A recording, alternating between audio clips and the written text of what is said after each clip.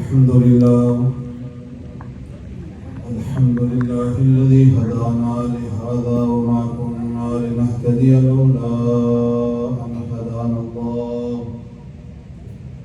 والصلاة والسلام على سيدنا ومولانا محمد الأمين وعلى آله الطيبين الطاهرين وأصحابه الهادين المهديين.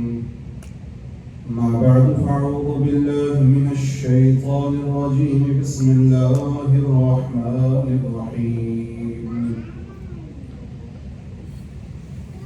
إنما يريد الله ليذهب عنكم الرجس أهل البيت ويطهركم تطهيرا.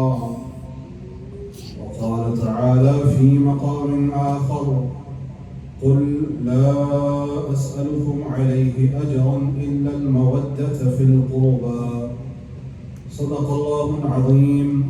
إن الله وملائكته يصلون على النبي يا أيها الذين آمنوا صلوا عليه وسلموا تسليما. اللهم صل على سيدنا ومولانا محمد وعلى آل سيدنا محمد كما صليت على سيدنا إبراهيم وعلى آل سيدنا إبراهيم، وبارك على سيدنا محمد وعلى آل سيدنا محمد كما باركت على سيدنا إبراهيم وعلى آل سيدنا إبراهيم إنك حميد مجيد.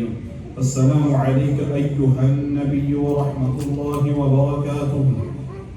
الصلاة والسلام عليك يا سيدي يا رسول الله، وعلى آلك وأصحابك يا سيدي يا خير خلق الله.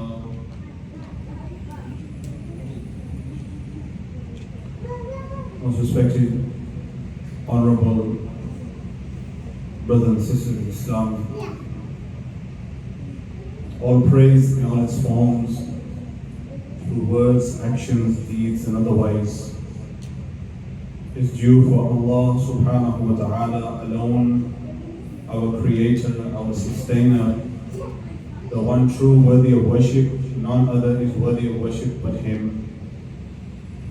Humble and abundant salutations and blessings be upon our Master, the final messenger and prophet of Allah, Sayyiduna Muhammad Rasulullah sallallahu alayhi wa alihi wa sallam. Hazrat Allama Hafiz Sayyid Uthman Shah Sahib Hafidahullah commanded me a few weeks ago that I must present myself before you and deliver some kind of lecture with regards to the Honorable Ahlul Bayt, the family of the Messenger sallallahu alaihi wasallam.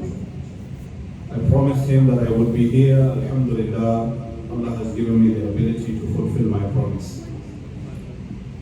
Qibla Shah Sahib, Kilani Shah Sahib, Hafidahullah Ta'ala, and my other respected Hufaz, Ulama, listeners. I have recited from the Quran from two places.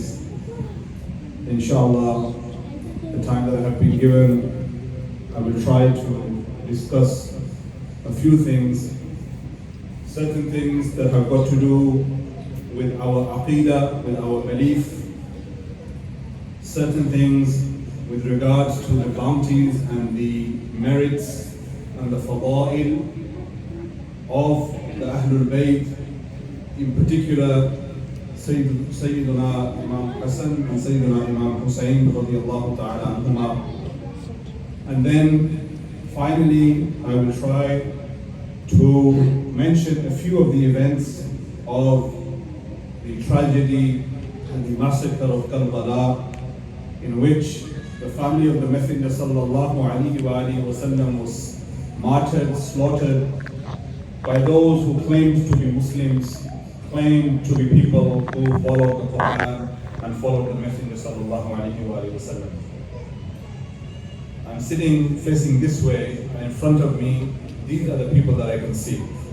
MashaAllah, all of the rest of the crowd is sitting over there. Maybe they don't want me to sit in front of me, but it would be nice if you could come and sit in front of me. That way,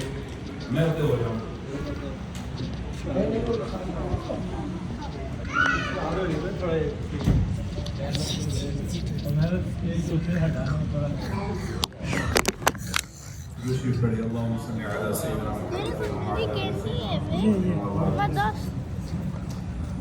Now, first of all, I recited from the Quran the verses from Surah Al-Ahzab. Allah subhanahu wa ta'ala says, إنما يريد الله ليذهب عنكم الرجس أهل البيت ويطهركم تطهيرا. Allah Almighty only intends to take away the impurity and the filth of the shaitan from you, O family of the Messenger, O family of the Prophet, and purify you as you should be purified. This verse tells us that Allah subhanahu wa ta'ala has purified the blessed household of Rasulullah sallallahu alaihi wasallam. Now the first thing to understand is why? Why has Allah subhanahu wa ta'ala done this? And the simple answer to this question is because of the nisbah, because of the attachment to Rasulullah sallallahu alaihi wasallam. Yani whoever is attached through iman to the Messenger sallallahu alaihi wasallam, he or she is given honor, respect according to their grade.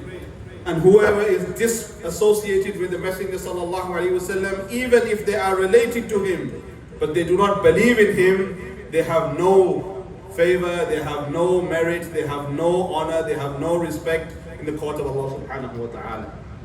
Abu Lahab was the uncle of the Messenger sallallahu alaihi wasallam, yet he was not given this honor, this respect, because of his enmity towards the Messenger sallallahu alaihi wasallam. So what does this tell us?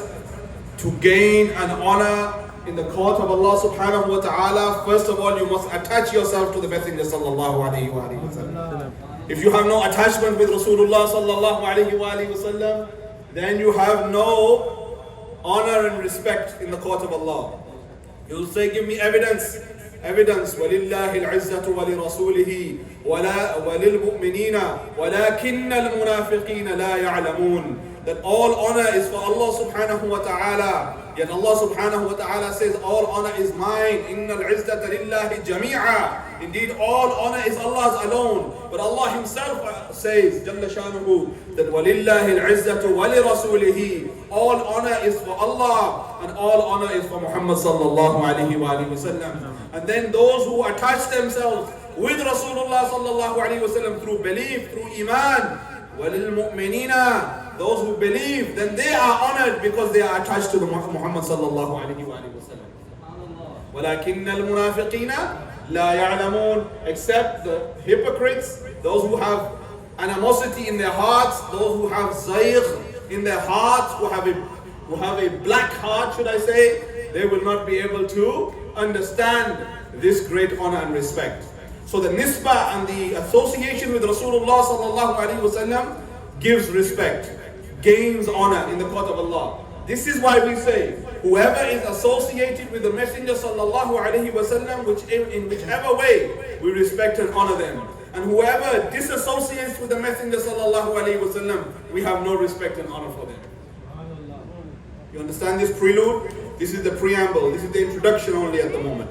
Now, the next thing that comes here is Ahl al-Bayt. Right? Allah says that I am going to take away the impurity, the filth of the shaitan from you. O Ahlul Bayt. Now, who are the Ahlul Bayt?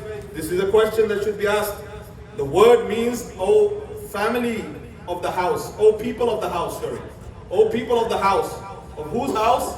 The Messenger sallallahu alaihi wasallam's house. Now, we need to understand who are the people in his house. Who are the people in his house? Who are they? This is a question we need to ask the Quran and the Hadith.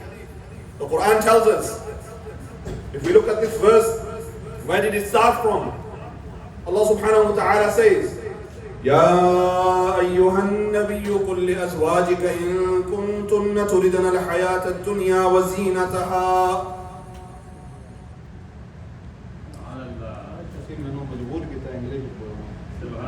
बोलना नहीं है लेकिन मैं थोड़े हुक्म तकमील कर उर्दू नहीं बोलता يا أيها النبي قل لأزواجك إن كنتن تردن الحياة الدنيا وزينتها فتعالين أمتعكن وأسرحكن سراحا جميلا.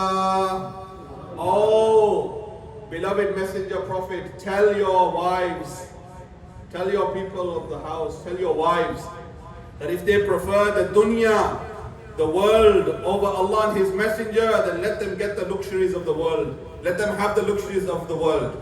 وَإِن كُنتُنَّ تُرِدْنَ اللَّهَ وَرَسُولَهُ وَالدَّارَ الْآخِرَةَ فَإِنَّ اللَّهَ أَعَدَّ لِلْمُحْسِنَاتِ مِنكُنَّ أَجْرًا عَظِيمًا. And if they prefer Allah and His Messenger, then let them know that if they prefer Allah and His Messenger, then they will get a great reward with Allah subhanahu wa ta'ala. Now just a footnote here, Sayyidatuna Aisha al-Mu'mineen Siddiqa Tayyiba Tahira radiyallahu ta'ala anha, our mother, she says that when this verse was revealed, there are narrations regarding this. Rasulullah sallallahu alayhi wa sallam called his wives and he said, go, Allah has given you a choice, go and think about it. Think about it whether you want to choose the luxuries of this world or you want to choose Allah and His Messenger. And then when his wives went away, he said, Aisha, wait. Don't make any decision until you talk to your father. Don't make any decision until you talk to your father, Abu Bakr. Sayyidah Aisha radiyallahu ta'ala anha began to cry. She says, Ya Rasulullah, when it comes to choosing Allah and His Messenger, Aisha does not need to speak to her father. Aisha does not need to consult her father. She does not need to take advice from her father. Because when it comes to choosing Allah and His Messenger, she knows no conversation needs to be had. I choose Allah and His Messenger. So she said this. Then Allah subhanahu wa ta'ala says what? يا نساء النبي من يأتي منكن بفاحشة مبينة يضاعف لها العذاب ضعفين وكان ذلك على الله يسيرا. Now that you have chosen Allah and His Messenger, you have left the luxuries of this world, you are choosing Allah and His Messenger. Now, all women of the Messenger sallallahu alaihi wasallam, all wives of the Prophet Muhammad sallallahu alaihi wasallam, if you do one good deed, one bad deed, or you do one immoral act, you are not going to be punished once, but you're going to be punished twice. Quran, end of the 21st juz, Surah Ahzab. You are going to be punished twice. Why? Because one, for doing the wrong action, and secondly, you should know better, you are the family of the Messenger sallallahu alaihi wasallam. Now look what he says then. وَمَنْ يَقْنُتْ مِنْكُنَّ لِلَّهِ وَرَسُولِهِ وَتَعْمَلْ صَالِحًا نُؤْتِهَا أَجْرَهَا مَرَّتَيْنِ وَأَعْتَدْنَا لَهَا رِزْقًا كَرِيمًا. If you fear Allah subhanahu wa ta'ala and you do good deeds, then know that Allah will not just give you one reward, He will give you the double reward. And He will give you the best of sustenance. يا نساء النبي لستن كأحد من النساء إن اتقيتن. All wives of the Messenger sallallahu alaihi wasallam, you are not like other women. You are not like other women. Now I have to stop here and I have to say a point of aqidah. What is that point? That how is it possible? Understand, make me understand this. They will tell you Muhammad is just a man. Muhammad is just a man, like us. I said he's a human, there's no doubt about this. There's no doubt. We don't believe that Sayyidina Muhammad sallallahu alaihi wasallam is not a human. Of course we believe he's a human, because he was sent, أُرْسِلْتُ إِلَى الْخَلْقِ كَافَّةً. He was sent to all of the people as a human. We don't believe that he's not a human. This is not our belief of the Ahlul Sunnah wal Jama'ah. But is he a human like us? That's the question. Now what does the Quran say? The Quran says, oh wives of the Prophet sallallahu alaihi wasallam, you are not like other women. لَسْتُنَّ كَأَحَدٍ مِّنَ النِّسَاءِ. You are not like other women. Why? Because you are the wives of Muhammad sallallahu alaihi wasallam. Now those who are the wives of the Messenger sallallahu alaihi wasallam, they, because they are attributed and attached to the Messenger sallallahu alaihi wasallam, they are not like other women. Then how can the one who the world was made for be like other human beings? He is also unique. He is also alone in his greatness. I'm not going to speak in Urdu. You don't say Subhanallah, don't say MashaAllah. I'm not going to speak in Urdu today. He's told me I'm speaking in English. Now, إن اتقيتم, if you fear Allah, فلا تخضعن بالقول فيطمع الذي في قلبه مرض وقلن قولا معروفا. He said, now, O women of the Messenger sallallahu alaihi wasallam, don't raise your voices like the people in the period of ignorance. Keep your voices down. Don't beautify your voices in front of non-mahram men. My sisters, they are listening in the other hall. Listen carefully. Don't beautify your voices in the presence of non-mahram men. Those men who are not your relatives. Those men who you, if you were not married to your husband, you would be allowed to do nikah with. Don't beautify your voices in front of them. This is being said to who? The wives of the Messenger sallallahu alaihi wasallam. So it must apply to our women also. فلا تخضعن بالقول فيطمع الذي في قلبه مرض وقلن قولا معروفا. Because those who have problems in their heart, they might attach themselves with you when they should not. Then what does he say? وقرن في بيوتكن. And it is better for you to stay in your house than going out and running around the streets. Stay in your house.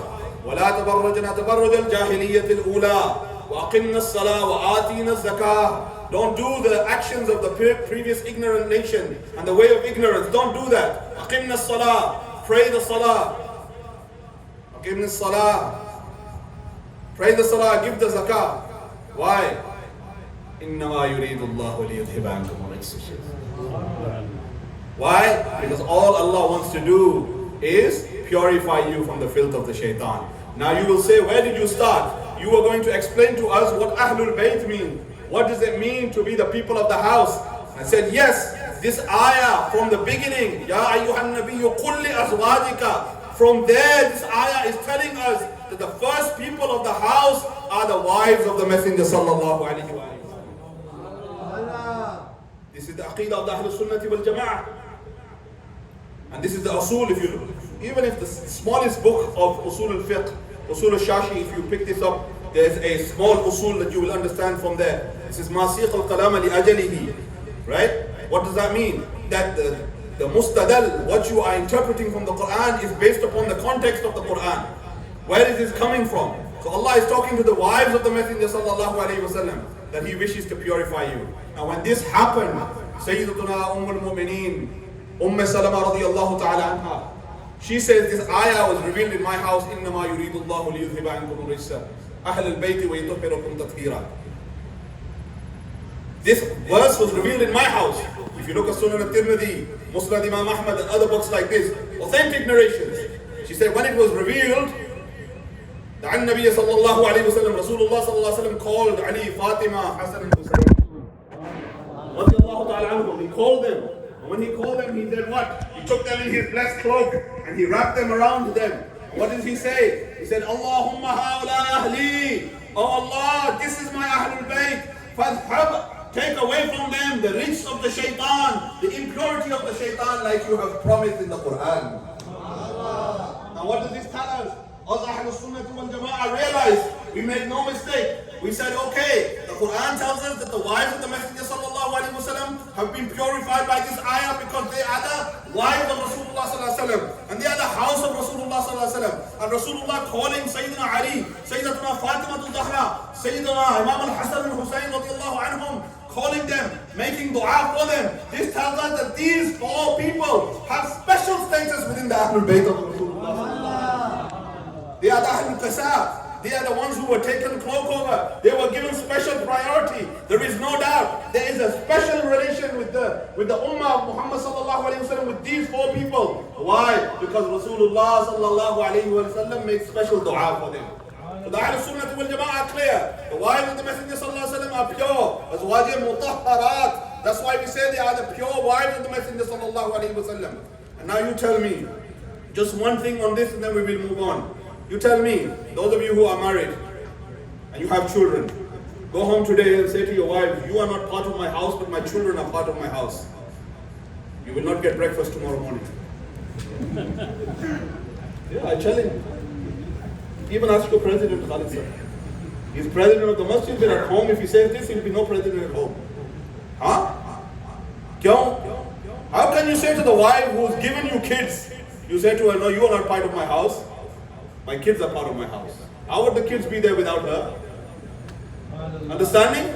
So how are these people now saying that the family, the sons and the children of Rasulullah sallallahu alaihi wasallam, the grandchildren of Rasulullah sallallahu alaihi wasallam are part of the Ahlul Bayt, and they are the people who are talked about in this ayah. They have been purified, but the wives are not talked about in this ayah. So are you crazy? How can you have children without your wife in the halal way? Right? So don't ever be falling into this trap. Both the wives of the Messenger sallallahu alaihi wasallam and the Ahlul Bayt, meaning those Ahlul Kisa, they are both Ahlul Bayt. They have both been purified with this ayah of the Quran in Surah Al-Ahzab. Now let's move forward. Okay, the Ahlul Bayt, they have been purified. So, like certain people say, certain doctors on TV channels, so what is the point of yours? Is this some kind of royal family? I know you come from England, so you have a royal family there. Now you want to make royal family in Islam? I said, no, I have nothing, no just jurisdiction in Islam. I have no right in Islam. But let's ask the Quran, what does the Quran say? قُلْ لَا أَسْأَلُكُمْ عَلَيْهِ أَجْرًا. Very difficult for me to speak to you guys, but I'm continuing. Allah will give me patience.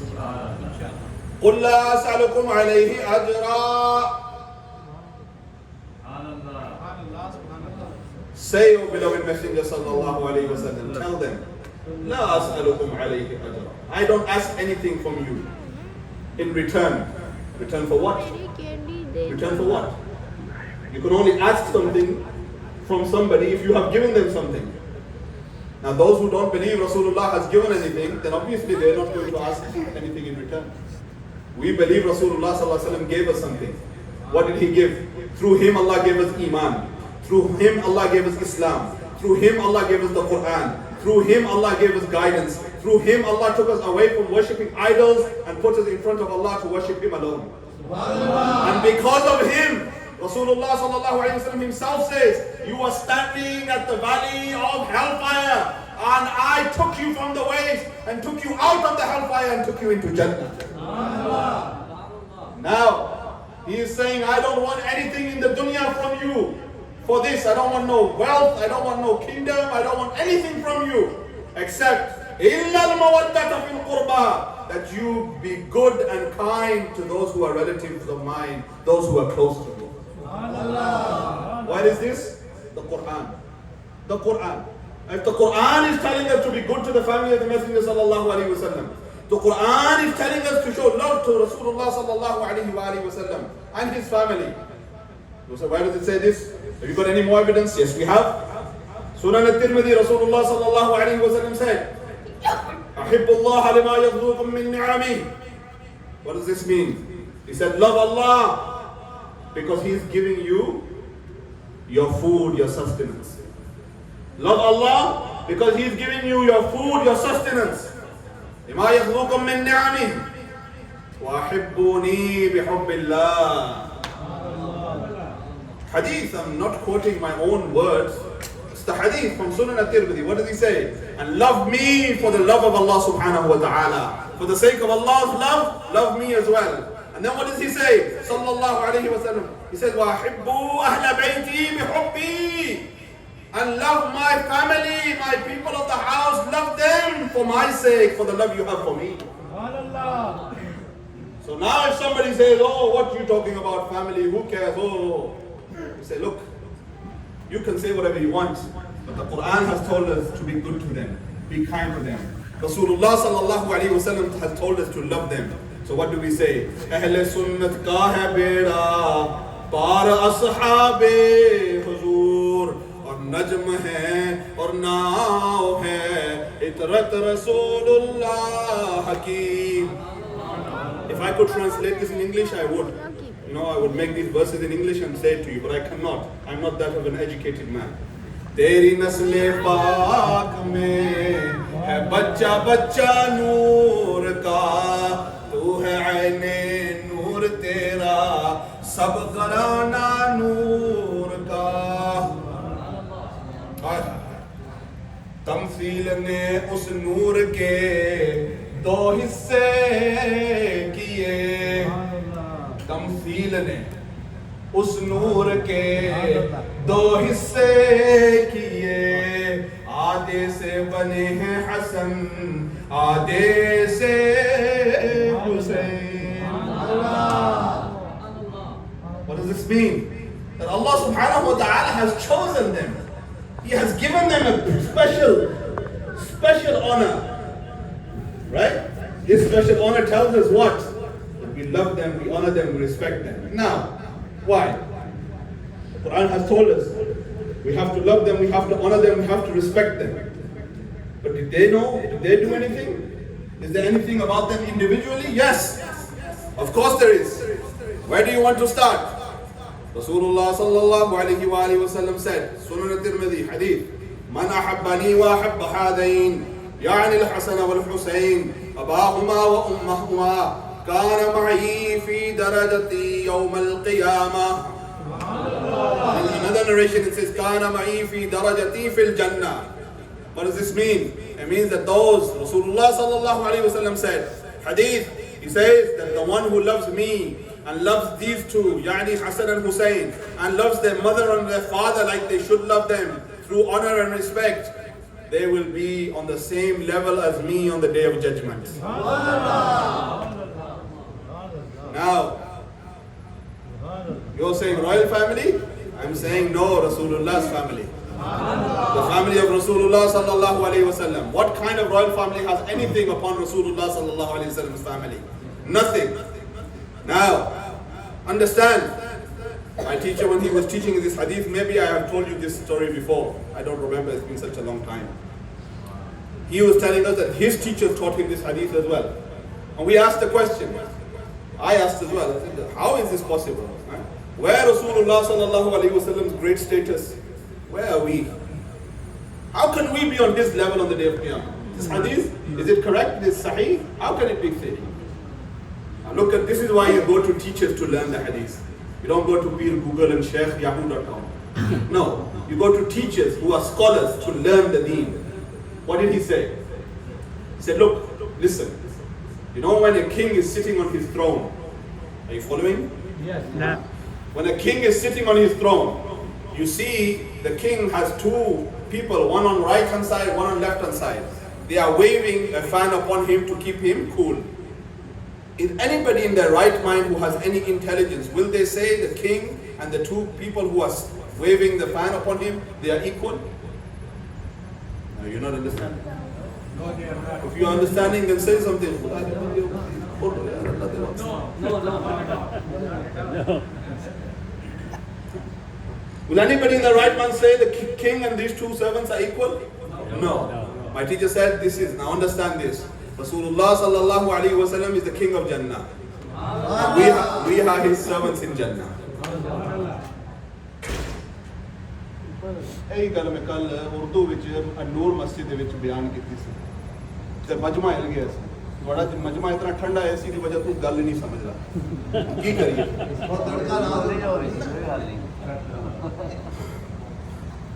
Let's move forward. Now these five people, Rasulullah sallallahu alayhi wa sallam, Sayyidina Ali radiyallahu ta'ala, Sayyidina Hassan and Hussein, and their beloved mother Sayyidatuna Fatima Zahra radiyallahu ta'ala. You hear all year that we talk about the Sahaba, but we also love the Ahlul Bayt.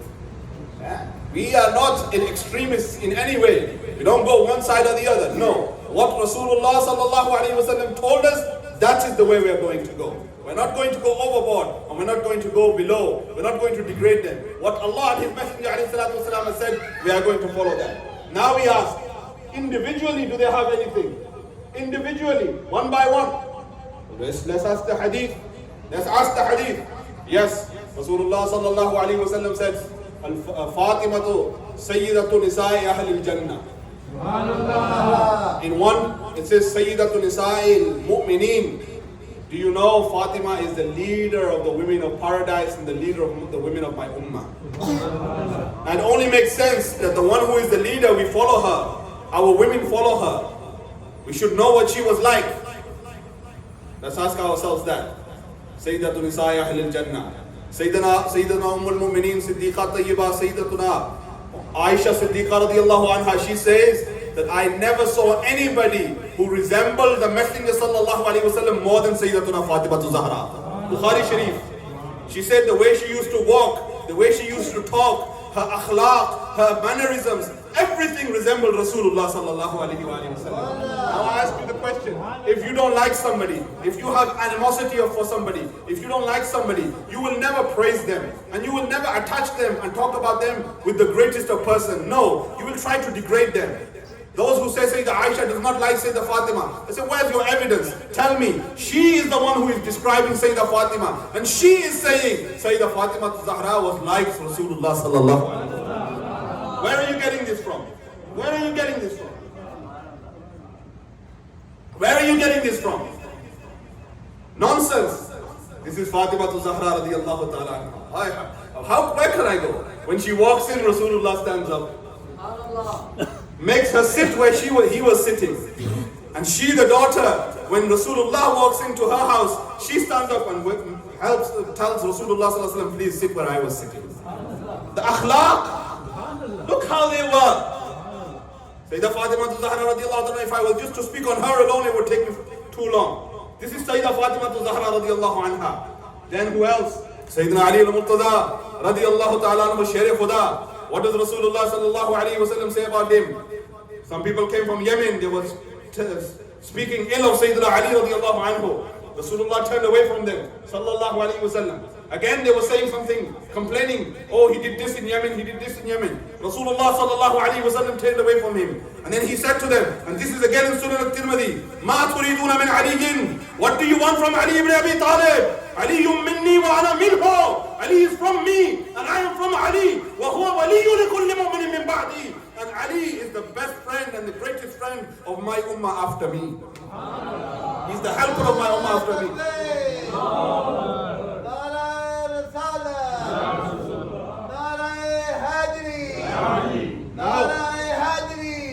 This is Ali al-Murtada radiyallahu ta'ala anhu. Rasulullah sallallahu alayhi wa sallam blessed ears don't want to hear any complaint about Ali al-Murtada radiyallahu ta'ala anhu. So how can somebody today try to question the commands of Rasulullah sallallahu alayhi wa sallam's blessed companion, blessed brother? Doesn't matter if he writes big books, Khilafatul Mulukiyat, or whatever he wants to write. Oh, Sayyidina Ali radiallahu anhu did made a mistake in his khilafah. This was one mistake he made in his khilafah. I said, when were you born? He said, I was only born in the 15th century. I said, go back to where you came from. Try to crawl back into your mother's womb. Don't you know who you're talking about? Rasulullah sallallahu alayhi wa sallam said, Ali is from me and I am from Ali. Rasulullah sallallahu alayhi wa sallam did not want to hear any complaint about Ali. And you're complaining about Ali? You're trying to get his mistakes out? How dare you? This is Ali ibn Abi Talib radiyallahu ta'ala anhu. Ya Rasulullah, Ya Rasulullah, Ali ibn Abi Talib, with tears in his eyes, he comes, Ya Rasulullah, you're going to leave me with the women? As Ali not needed anymore, you're going to leave me with the women? The Battle of Tabuk, you're going to leave me with the women? Rasulullah sallallahu alayhi wa sallam, Anta, you are bimanzilati, you are for me, like Harun was to Musa. Illa la nabiyya ba'di, there's no prophet after me. This is Sayyidina Ali al-Murtada radiyallahu ta'ala anha. Now, this is the way Ahlul Sunnah wal Jama'ah talk about the Ahlul Bayt. Baag Jannat ke hai behre, madha khane Ahle Bayt. Baag Jannat ke hai behre, madha khane Ahle Bayt. तुमको मुजदा नार का है दुश्मनाने अहले बैत तुमको मुजदा नार का है दुश्मनाने अहले बैत और बेअदब गुस्ताख फिरका को सुना दे हसन यूं कहा करते हैं सुन्नी दास्ताने अहले बैत. This is the way Sunnis talk about the Ahlul Bayt. Sahih and authentic narrations. Don't make things up. We don't make our muhabba at our desires. No, our desires don't dictate our muhabba. Our love is not dictated by our desires. Our love is dictated by Allah and His Messenger sallallahu alaihi wasallam. Let's move on. Sayyidina Hassan. Inna bani hadha sayyidun. لعل الله أن يصلح به بين فئتين عظيمتين من المسلمين. سبحان الله. बोल के थोड़े के हदीसा बयान करी जा रहे हैं है तकरीर में उधर कल परसों करा उधर सैन फ्रांसिस्को थोड़े के में करी जा रहे हैं. What does he say? Bukhari Sharif, Muslim Sharif. Rasulullah sallallahu alaihi wasallam picked up Sayyidina Imam Hassan, put him on his lap. ينظر إلى الحسن وإلى أصحابه صلى الله عليه وسلم. 1 minute he's looking at Imam Hassan on his lap. Guess what kind of scene must have been this? This scene, how most beautiful it must have been. Rasulullah sallallahu alaihi wasallam, beloved young grandson Imam Hassan Mujtaba, sitting on his lap, and he's looking at his companions. He says, "Inna bani hada sayyidun." This my son. This my son. This my son. Oh, they are not the sons of Rasulullah. They are the grandsons. I say, go back. Get out of here. We don't want to listen to you. Rasulullah alayhi salatu wasalam himself said, these two are my sons. They are the sons of my daughter and they are my sons. These two are my flowers in this life. He's looking at Imam Hassan, then he's looking at the people and he says, he is a Sayyid. Now we only believe those people to be Sayyid who believe Imam Hassan is Sayyid. थोड़ी आपको समझ नहीं आएगी कह दो इससे ये शाह साहब को समझ आएगी और ये शाह साहब को समझ आएगी. Only those who believe Imam Hassan to be Sayyid, we believe them to be Sayyid. Those who don't talk about Imam Hassan and go and talk about Imam Hussain, we have nothing to do with them. Why? Because we love all of the family. We don't choose one and leave the other. We don't choose one and take the other. No. Rasulullah said, he is my son and he is a Sayyid. What does Sayyid mean? He is a leader. Why is he a leader? Because through him, two great Muslim factions, they will be brought together. They will be brought together. Inna bani hadha sayyidun. Ashbaha Rasulullah sallallahu alayhi wa sallam. The Sahaba say that he looks more like the Messenger sallallahu alayhi wa sallam than anybody else. Sayyidina Abu Bakr Siddiq radiallahu ta'ala anhu, carrying him on his shoulder, said, Ashbaha bin Nabiy sallallahu alayhi wa sallam, wa laysa bi ashbahi al-Aliyyah, Ibn Abi Talib radiallahu ta'ala anhu, wa Aliyyun yudhaqu radiallahu ta'ala anhu.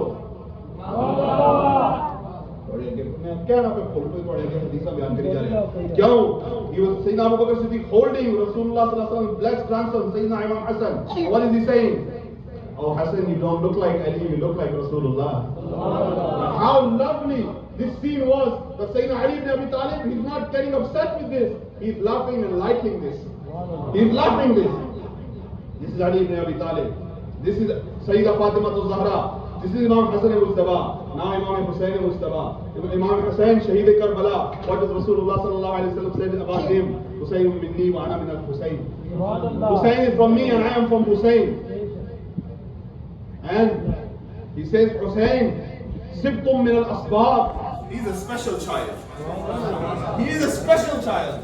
Sibtum min al-Asbab. He is a special child. He's not just any child, he's a special child. Oh, they were only young when they were with Rasulullah sallallahu alayhi wa sallam. They were 6 or 7 when they passed away. When Rasulullah passed away sallallahu alayhi wa sallam, what did they know? I said, what do you know? What do you know? Do you know the hadith in Sunan al-Tirmidhi? Min husn al-Islami, min husn al-mar'ati al-Islami, tarkuhu ma la ya'nihi, aw kama qala alayhi salatu wasalam. Min husn al-Islam al-mar'ati, tarkuhu ma la ya'nihi, aw kama qala alayhi salatu wasalam. In this hadith, Rasulullah sallallahu alayhi wa sallam says that the best Islam of a person is that he leaves the things that do not concern him. The best Islam of a person is that he leaves the things that do not concern him. Right? Who is the narrator of this hadith? Sayyidina Hussain. Sayyidina Imam Hussain, radiallahu ta'ala anhu. Yeah, you might think that your children 6, 7 don't know anything, but they are Imamain, Hassanain, Karimain. They are the greatest of the princes of Hadani Sayyida Shabab Ahl al-Jannah. They are the princes of the youth of paradise, the leaders of the youth of paradise. Now if somebody wants to challenge them, then we will realize that this person cannot be a person of paradise. Somebody wants to talk about their character and wants to point fingers at them. We know that you cannot be a person of paradise, because if they are the leaders of the youth of paradise, and which they are, then you cannot challenge them, because Allah has already given them this status. Now, this is Hussain ibn Ali.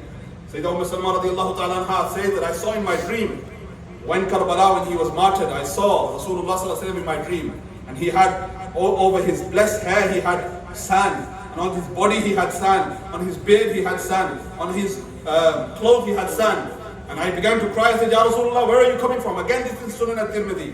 Where are you coming from? He said, I'm just coming from the place where my grandson has been killed on the Karbala. Rasulullah sallallahu alaihi wasallam knew all this already. But now these are the greatnesses that Rasulullah sallallahu alaihi wasallam gave them. But remember one thing, and don't forget this. Remember one thing, even though they were so great, when it came to sacrifice Islam, Rasulullah sallallahu alaihi wasallam put himself forward first, then his family, then others. You understanding this? Now understand this properly. When it came to sacrificing for Islam, when it came to giving wealth or life for Islam, the first people who he put forward, who he commanded to do it himself, was his own family. You say, what are you talking about? Didn't Sayyidina Abu Bakr Siddiq do that? Yes, he did. He did the greatest. He's the greatest man after all prophets. No doubt about it. But when Rasulullah sallallahu alaihi wasallam started to propagate Islam, who was the first person to give their wealth in Islam? Sayyidina al-Mu'mineen Khadija al-Kubra radiyallahu ta'ala. She gave so much wealth that it was piled in front of Rasulullah sallallahu alaihi wasallam. Sayyidina Khadija al-Kubra radiyallahu ta'ala anha. When it came to Islam, on the Battle of Badr, I have not time, when it came to defend Islam, on the Battle of Badr, Uqba, Shayba and Walid bin Mughira, when they called, come, who is going to battle us out of your warriors? Who is going to come and fight us? Rasulullah sallallahu alaihi wasallam said to the Ansar, what do you want to do? They said, okay, we will go. 3 of them came forward. What did Uqba and Shayba say? He said, who are these farmers? Send them back. Where are our own Qurayshi people? Send them forward. Who did Rasulullah sallallahu alaihi wasallam call? Hamza, Ali, Ubaidah bin Harith bin Abdul Muttalib. Why are these special names? Those of you who understand will realize who is Hamza, Amir Hamza radiallahu ta'ala anhu, the uncle of Rasulullah sallallahu alaihi wasallam, the lion of Allah, and the lion Asadullah wa Asad al-Rasul. He is the lion of Allah and the lion of the Messenger sallallahu alaihi wasallam. He called him first, his uncle. He called Ali, his cousin first. And also Ubaidah bin Harith bin Abdul Muttalib is also the cousin of Rasulullah sallallahu alaihi wasallam. The first martyr on the day of Badr, who was martyred because of his injuries, was Ubaidah bin Harith bin Abdul Muttalib. First sacrifice given on the Battle of Uhud, who was made mutilating, whose body was chopped up? Sayyidina Amir Hamza radiallahu ta'ala anhu. On the Battle of Muta, whose both arms were taken out? Sayyidina Jafar bin Abi Talib radiallahu ta'ala anhu, the elder brother of Rasulullah sallallahu alaihi wasallam's cousin Ali radiallahu ta'ala anhu. Ali radiallahu ta'ala anhu's elder brother, he sacrificed his life on Muta. When it came to sacrifice and make dua of la'na, nad'u abna'ana wa abna'akum wa nisa'ana wa nisa'akum wa anfusana wa anfusakum thumma nabtahil wa nad'al la'natallahi 'ala al-kadhibin. When this dua was being made, who did Rasulullah sallallahu alaihi wasallam take first? He took Fatima, he took Ali, he took Hassan and Hussain ridwanullahi alayhim. So when it came to sacrifice for Islam first, he put himself first, he put his family first. This is why they were so great. This is why they were so great. Because they knew the mission Rasulullah sallallahu alaihi wasallam was giving them. Now, think about it. When you tell your own children about your own fathers, your grandfather was like this, your grandfather was like this, your Nana Abu was like this, your Dada Abu was like this. I don't know if you tell your children, but I know my father told me. I saw my granddad for a while as well, but my father tells me stories of how he was when he was younger. My other grandfather, my Nana, they tell me, my mamus tell me about how they were when he was younger. Why? To have that love and respect for them, how they were great people. Do you think Sayyidah Fatima Zahra radiallahu ta'ala anha didn't tell Hassan and Hussain radiallahu anhuma about Sayyidina Hamza? Do you think that she didn't tell them about Ubaidah bin Harith bin Abdul Muttalib, the first martyr of Badr? Do you think that she didn't tell them about Jafar ibn Abi Talib, their uncle, whose both hands were chopped off? And Rasulullah sallallahu alayhi wa sallam gave him the title of Tayyar, Dhul Janahayn, the one who has wings. Don't you think they were told? Oh, the people are surprised. How did Imam Hussain do this? He was given this treatment and this upbringing, this nurturing from a young age. He was taught that you are the family of the Messenger sallallahu alaihi wasallam. You will sacrifice yourself for the mission of Rasulullah sallallahu alaihi wasallam. And look at one of the khutbahs. Look at Ibn Kathir and Tabari, Ibn Jarir. I brought Bidayah wa Nihaya with me just in case somebody doesn't believe what I'm saying. What does Sayyidina Imam Hussain, one of the speeches he gave on the date of Karbala, what did he say? He said, do you know who I am? My father is Ali ibn Abi Talib, the Lion of Allah. Do you know who I am? My father's uncle is Amir Hamza radiallahu ta'ala anhu, Asadullahi wa Asadur Rasul. Do you know who I am? Hussain. Do you know who Hussain is? His uncle is Jafar ibn Abi Talib radiallahu ta'ala anhu. How did he know this? His mother taught him this. He was taught about this. His warriorship and him being a warrior of Islam. This was taught to him from a young age. There's one narration, Imam Hasan al-Mujtaba radiallahu ta'ala anhu, one day there was the dates of sadaqah, wajib sadaqah. They were in front of him. He was a young boy. He picked one up and put it in his mouth. Rasulullah sallallahu alayhi wa sallam admonished him and said, Daho, take it out. And he put his blessed finger in his mouth and took it out. He said, Hassan, this is haram for you. This is haram for me and my family. This is the treatment, this is the nurturing, this is the upbringing that Rasulullah sallallahu alayhi wa sallam, Sayyidah Fatima Zahra and Mawlai Kainat Ali al-Muqtada radiallahu ta'ala anhum gave their children. What upbringing are we giving our children? What upbringing are we giving our children? Are we giving our children upbringing to be able to say we will be able to do anything, we will accept anything, but we won't accept any compromise on our Islam and our deen? Are we giving this up? Now when the LGBTQ agenda is being pushed into your schools, your children are being made to take this and look at this and listen to this. When you're not allowed to call a man anymore, and you're not allowed to call a woman anymore, because you might be called for discrimination. This is the situation we're facing at this time. In our schools, they're putting books in front of them, young children, about certain things, about homosexuality and non-binaryism and this nonsense. Are we willing to take this? Yes, we are. We lie down. Why? Oh, we don't want to upset anybody. Imam Hussain, why did he go to Karbala? He could have said no. You know, Sayyidina Umar ibn Khattab radiallahu ta'ala who used to give Imam Hassan and Hussain the same wazifa, the same allowance that he used to give the companions who fought in the Battle of Badr? You say, what's the big deal? There is a big deal. Because out of all of the Sahaba, the greatest Sahaba are the ones who fought in the Battle of Badr. And they used to get the most allowance from the state. You know the welfare that you say, right? The most allowance used to be given to the people who fought in the Battle of Badr. Sayyidina Abdullah ibn Umar radiallahu ta'ala, Sayyidina Umar's son, he said himself, he said, Abadan, oh my father, what are you doing? Why are you giving them more? They're younger than me, and we came before them. Sayyidina Umar said, is your father like his father? Is your father, Abdullah, is your father like the father of Hassan and Hussain? Is your mother like the mother of Hassan and Hussain? Is your grandfather like the grandfather of Hassan and Hussain? Don't compare yourself with them. Now they're going to say Umar was not good with the Ahlul Bayt. I said, what are you talking about? Where did the Ahlul Bayt come from? Who was the first wife of Sayyidina Imam Hussain? Sherbano radiallahu ta'ala anha. Who is the grandson of Sherbano? Imam Zain al-Abidin. What are you talking about? Who gave this woman as a gift and paid for the wedding? Sayyidina Umar ibn Khattab radiallahu ta'ala. One day Sayyidina Umar ibn Khattab was sitting on the mimbar. Sitting up on the mimbar, you will have heard this many times. Sitting on the mimbar and speaking. And Imam Hussain comes in and he pulls Sayyidina Umar. Why are you sitting on my father's mimbar? Why are you sitting on my father's? Young boy pulls him. Why are you sitting on my father's mimbar? And Sayyidina Umar asked, he said, who taught you this? He said, nobody taught me this. I know this is my grand. When they said my father, this means Sayyidina Muhammad sallallahu alayhi wa sallam. Why are you sitting on that? Sayyidina Umar got off the mimbar, took his imama off, his blessed imama, his blessed turban, he took it off. And he said, oh Hussein, do you know this hair that is growing upon my head is because of your grandfather. Because of your grandfather. This is how they had the love for the Ahlul Bayt. Anyway, coming back to the topic. These people, Rasulullah sallallahu alaihi wasallam put them first for the sacrifices of Islam.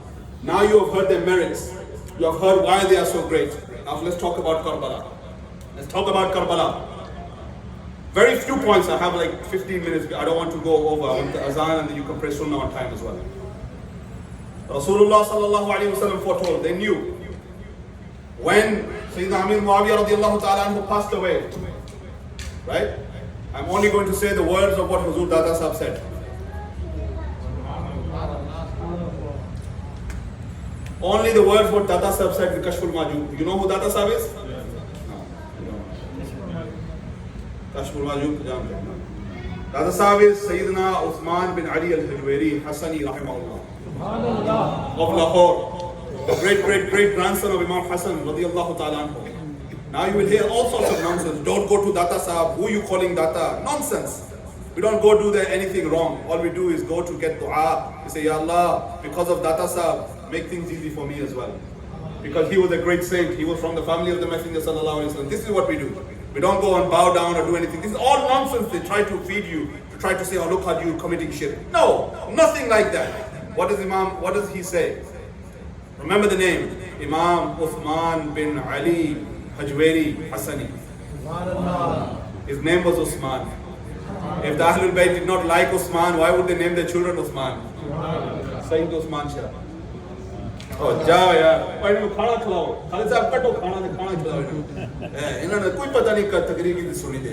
इन्होंने भी मैंने पांच बार किया है English बोलो. दो घर में उर्दू विच कर देती पंजाबी तो सीधे हो जाने. और सच बोलना बोले ना खाना खा काटे थोड़ी सुस्ती छा. अच्छा चलो. ज़्यादा खा लिए. अब सुनो. Sayyidina Imam, what does Sayyidina Uthman bin Ali Hajwari Data Sahib rahimahullah, what does he say in Kashful Majub Sharif? He says, La'ana, curse be upon Yazid but not his father. Curse be upon Yazid but not his father, because Yazid was complicit and was okay with what happened to Imam Hussain, and his father was a companion of the Messenger sallallahu alaihi wasallam. So when Sayyidina Uthman, when Sayyidina Amir Muawiyah radiallahu ta'ala anhu passed away, here in Bidayah wa Nihaya, when the governor of Medina came to tell Sayyidina Imam Hussain radiallahu ta'ala anhu about the dying and the passing away of Sayyidina Uthman, Sayyidina Amir Muawiyah, you know what he said, Imam Hussain? He said, Rahimallahu Muawiyah. Allah have mercy upon Muawiyah and accept his good deeds. This is the dua Imam Hussain said. And then they said, you have to take bay'ah. They said it to him, they said it to Abdullah bin Zubayr, you have to take bay'ah. Both of them, they left Medina. They went to Ankara. Long story, very short. And you will find so many stories. What stories? This happened, and this person stood up, and that person sat down. Nonsense. Where are you getting this from? Talk what is the truth. Don't speak nonsense. So what happened? They realized, Imam Hussain realized that Yazid, he does not deserve to be sitting upon the Khilafah. He does not deserve to be sitting. Why? Because he knew his character. He knew his character. He said no. Others, they accepted him because they didn't want no fitna. Right? But he was the grandson of Rasulullah sallallahu alaihi wasallam. He knew that he must sacrifice his life to preserve the deen of Islam. So what did he do? He said, okay, I'm leaving. I will go to Makkah. He went to Makkah al-Mukarramah. Sayyidina Abdullah bin Zubair was there as well. In Makkah al-Mukarramah, hundreds of letters from Kufa came. Hundreds of letters. Come quickly. And if I was to quote the other people, the Ahl al-Tashayyu text, I can quote them as well. Mullah Baqir Majlisi and Qazi Nurullah Shostri. It says, and I'm not going to translate, but I'm going to quote it. What did it say? What did the letters say? It said that we are the Shia of Hussain. We are the Shia of Hussain. And what does it say? It says that as Ahl al-Kufa ila Hussain ibn Ali radiyallahu ta'ala anhu ibn Rasulullah sallallahu alayhi wa sallam as Shi'ano, Fidwiyano, Mukhlisani Ahadrat. We are I'm not going to translate it too fully, but it says we are your group, we are your beloved people. Come quickly, bazude baya, come quickly. We need your help, we need your guidance. We have no imam. Now, when he was in Makkah al-Mukarramah, Sayyidina Abdullah ibn Abbas, again in Bidayah wa Nihaya, Abdullah ibn Abbas, Sayyidina Abdullah ibn Zubair, Sayyidina Abdullah ibn Umar radiallahu ta'ala anhum, all of them said, don't go. Don't believe them. Al-Kufi la yufi, the Kufis are not trustworthy. You cannot trust them. Sayyidina Imam Hussain showed them the letters. Look, these letters, they are coming. So he sent Muslim bin Aqil radiallahu anhu. Muslim bin Aqil radiallahu also went, the cousin of Sayyidina Imam Hussain, right? His uncle's son, Aqil ibn Abi Talib radiallahu ta'ala anhu, his son. He went. 18,000 people gave bay'ah. We're so happy that you've come. 18,000 people in Kufa, they gave bay'ah. Then all of a sudden, when Rasulullah sallallahu alaihi wasallam's this blessed cousin, Muslim bin Aqil radiallahu anhu, when he sent the letter saying, come quickly, people are ready and waiting for you. They want you to come quickly, they are all with us. When he had sent this letter, that's when Ibn Ziyad, he came and did, and I cannot describe, you know how bad it is, the martyrdom of Imam Hussain? It is also very, very brutal the way Muslim bin Aqil radiallahu ta'ala was martyred. When he started off, he had 18,000 people with him. By the end of the day, when he was walking toward the masjid, there was not one person with him. Not one person with him. This is how they betrayed him. And this is what Abdullah ibn Zubair and Abdullah ibn Abbas was saying to Sayyidina Imam Hussain. They said, look, don't go, because they were the people, because of them your father was martyred, Sayyidina Ali. He was martyred because of them. They also cursed your brother Hassan ibn Mujtaba radiallahu ta'ala anhu. They are not going to be dutiful to you. When Muslim bin Aqil's letter came, he gave it to them. He said, look. So he took his family and he left. Sayyidina Abdullah ibn Zubair said in his ear, this is also mentioned, he said in his ear, Imam Hussain, stay in Makkah. Stay in Makkah, you will be safe. So Sayyidina Imam Hussain gave khutbah in Makkah. He said, look, Abdullah is telling me to stay here because I will be safe. They won't come and kill me here. But I know that they will want my blood. They will want to come and take me. And I want Masjid al-Haram and the Haram to stay peaceful. I would rather die outside the Haram, so then the Haram stays peaceful rather than dying inside it. I would rather my blood be spilled outside the Haram rather than my blood be spilled in Haram and the peace and tranquility of Haram be taken away. So he left. Now they say, oh, he went for Khilafah. He was greedy for power. I said, no problem. No problem. Tell me, when you go out to fight the government, you're going to take your wife and children? You're taking the women of the house? You're taking the children of the house? 6-month-old baby Ali Asghar? You're taking him? What planet are you living on? Living on Klarkuku land. Don't give us nonsense. You want us to take away the love that we have for the Ahlul Bayt from our hearts? You want us to say bad things about Imam Hussain? Go away. No. Imam Hussain took his family. Why? Because the people of Kufa called him. The people of Kufa said, we need you to come. We have no imam. We have no person who is rightly fit to be guided as an imam. And he got close to Karbala. That's when he found out that Muslim bin Aqil had been martyred. And his 2 companions had been martyred as well. At this point, Sayyidina Imam Ali Maqam, Imam Hussain radiallahu ta'ala said to his companions, Go back. Go, they want my blood. Go. You know what they said? Listen carefully to what they said. They said, Imam, we could go back, but how are we going to face Rasulullah sallallahu alayhi wa sallam? How are we going to face Rasulullah sallallahu alayhi wa sallam? How are we going to do that? They said, no, we're not going. They got to Karbala. Imam Hussain had such a long things to say. Imam Hussain said 3 things to them. He said, look, when they surrounded him, Hur bin Yazid, they call him Hur bin Yazid Riyahi. He had about 30 men with him. He was appointed by Ibn Ziyad to not let Imam Hussain go anywhere and bring him to Kufa so that he can meet him, right? But Imam Hussain stayed there. Imam Hussain said, look, 3 things. Either, let me go back to where I came from. Secondly, let me go to one of the fields where jihad is taking place for Islam. Let me go there and I will defend the borders of Islam. Or thirdly, take me to Yazid in Damascus, in Sham, and I will speak to him directly. Now some people have said that he said that I will give bay'ah. Imam Hussain said I will give bay'ah to Yazid. This is wrong. This is not true. Why? Because if he said this, then there was no battle. What was the point of battle? What was the point of having a battle and incarcerating him? No. He said, take me to him. Ibn Ziyad sent back he said no. Now, at this point, Imam Hussain gave khutbah. 5 minutes. I have 5 minutes. At this point, Imam Hussain gave khutbah. What did he say?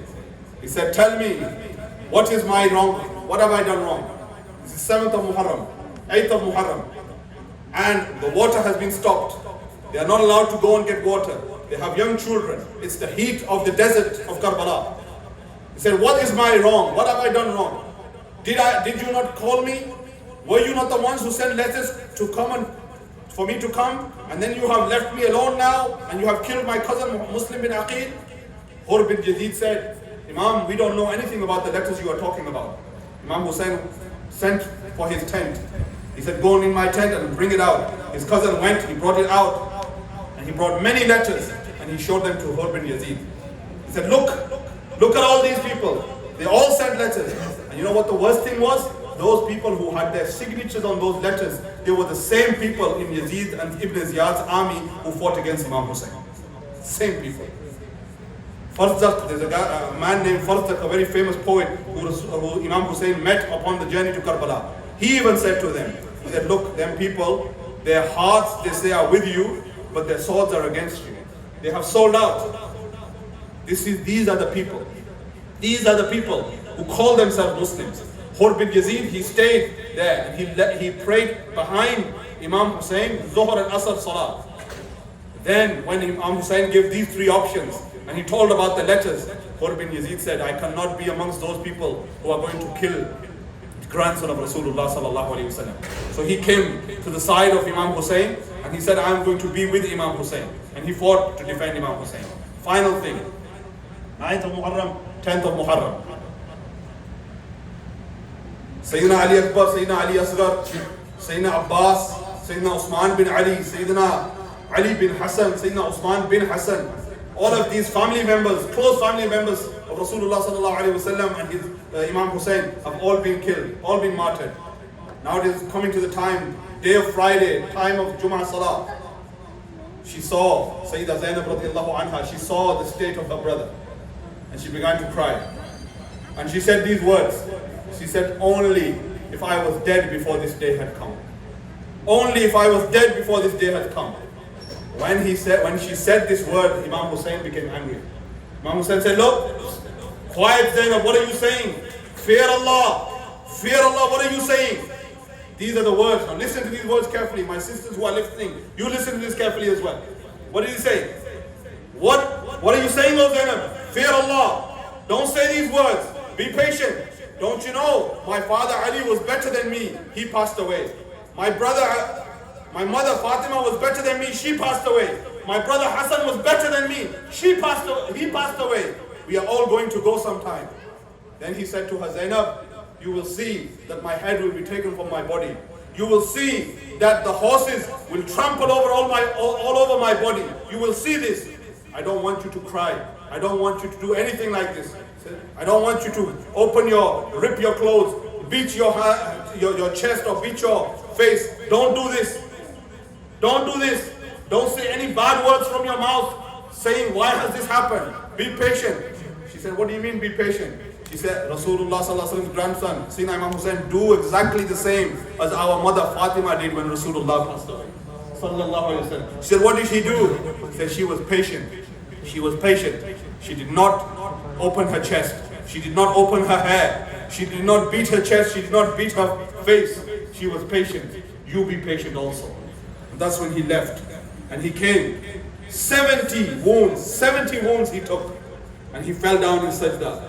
Sajde aurone kiye, tera ajab andaz hai. Hussain tune wo sajda kiya, jis par khuda ko naaz hai. That type of sajda. What happened? What did he do it for? Why? What's the root of this? And this is the message of all of this that we have said. We love the Ahlul Bayt, we respect them. They were given honor by the Quran and Sunnah. We show respect and honor to them. We don't disparage or disrespect them. But what did they do? What did Imam Hussain do? He let his blood go.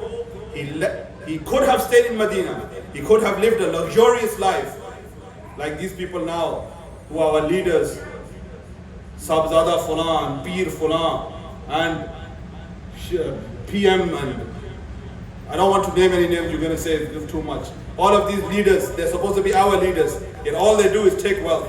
Fulan Peer Sahab, big fat Peer Sahab, you need 2 chairs for him. And this is a Peer Sahab, this is Peer Sahab. What is his service for the deen? Nothing. What is his service for the deen? Nothing. What is this leader of yours service for the deen? Nothing. Yet Imam Hussain, he said, this tyrant who is the leader now, if he stays the leader, nobody goes against him. And what's going to happen? The face of Islam that Rasulullah and the Sahaba alayhimur ridwan left is going to change. So he gave his life for the principles of Islam. Now this is the message for you. You are going to be tested. We're living in a time right now. We're living in a time where our basic principles that a man should marry a woman should marry a man. That a man is a man when he is born a man, and a woman is a woman when they're born a woman. Don't teach our children about immoral acts. All of this is happening to us now. Look at what's happening to our people in Palestine. Look how they are every day burning the Quran in Europe. Look how our Kashmiri Muslims and Indian Muslims are being treated in India. All of this is a big issue. You're going to say, what do we do? In this country, we stand for our principles. We stand up and we say, and if that means that you have to get Khalid Sahib, and you have to get your imams, and you have to go as a community to the schools and say, don't teach our children this nonsense. We have our principles. This country says that we have the freedom to practice our religion. Don't force any of your agendas to us. Adultery for us is haram. Homosexuality for us is haram. Immorality is haram. We don't believe in any of this. We're trying to keep our children and our community sheltered from this. We are allowed to do this because your constitution and our constitution, the American constitution, it allows us to practice our religion. Don't lie down. Don't let yourself be bowled over. Stand up. If Imam Hussain, the grandson of Rasulullah sallallahu alaihi wasallam, who is much greater than all of us, if he can give his blood to save the true message of Islam, then we can stand up for our principles. أقول قولي هذا أستغفر الله لي ولكم وآخر دعوايا أن الحمد لله رب العالمين.